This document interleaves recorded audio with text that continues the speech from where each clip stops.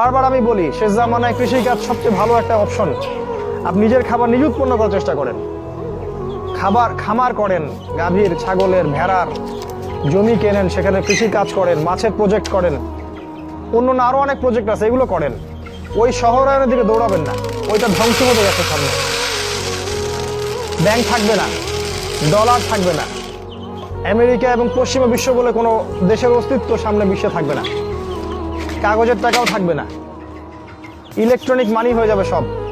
আপনার সম্পদ তার লুটে পুটে খাবে এবং ইসরায়েল থেকে সব নিয়ন্ত্রণ করা হবে, ওই ইসরায়েল থেকে যেটা ইহুদিরা দখল করে রাখছে।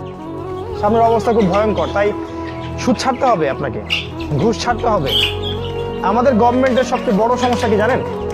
মানে আমাদের এই সেকুলার দেশগুলোর যে রাষ্ট্রপ্রধান যারা হয়, সে যে দলেরই হোক না কেন, সবচেয়ে বড় সমস্যা হচ্ছে দুর্নীতি।